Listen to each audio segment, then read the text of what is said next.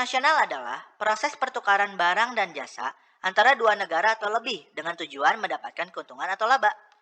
Perdagangan antar negara terdapat barang-barang keluar dan masuk dari satu negara ke negara lain.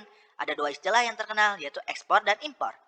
Ekspor adalah mengirimkan atau menjual barang ke negara lain, sedangkan impor itu adalah masuknya barang dari negara lain.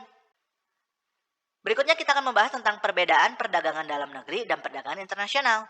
Kalau perdagangan dalam negeri, ciri-cirinya yaitu kegiatan dilakukan dalam wilayah suatu negara, pembeli dan penjual cenderung bertemu atau berinteraksi langsung, mata uang yang digunakan itu pasti sama, tidak dikenakan bea masuk, hanya retribusi, biaya angkut itu pasti lebih murah, kualitas barang pasti bervariasi, dan peraturan perundang-undangan itu sama atau menggunakan hukum nasional.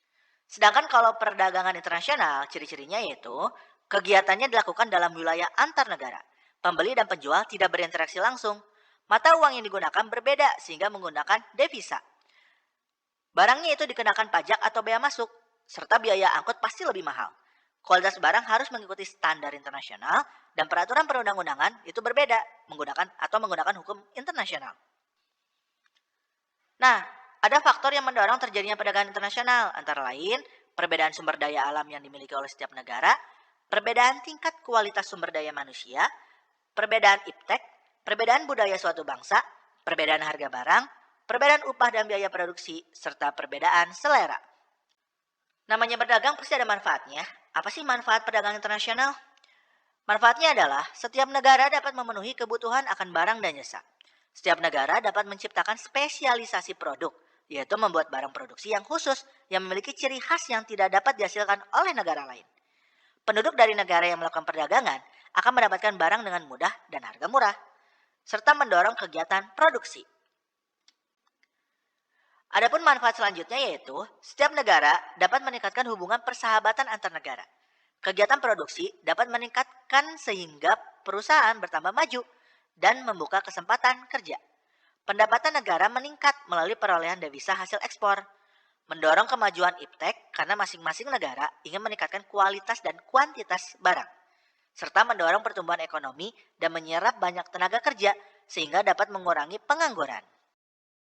Adapun faktor penghambat perdagangan internasional antara lain harga barang luar negeri lebih murah dari hasil produksi dalam negeri, bea masuk yang tinggi, adanya proteksi, adanya kuota, adanya peraturan, politik dumping, pertentangan politik, dan peperangan. Contoh perdagangan internasional adalah impor-ekspor, package deal, konsiansi, border crossing, dan sebagainya. Kesimpulan, maka perdagangan internasional dapat diartikan sejumlah transaksi perdagangan atau jual beli antara pembeli dan penjual yang dalam hal ini satu negara dan negara lainnya yang berbentuk ekspor-impor pada suatu pasar demi pencapaian keuntungan dan maksimal bagi kedua belah pihak. Sebelumnya ada beberapa istilah seperti proteksi, kuota, politik dumping, dan tarif. Apa sih itu? Proteksi adalah kebijakan untuk melindungi produk dalam negeri.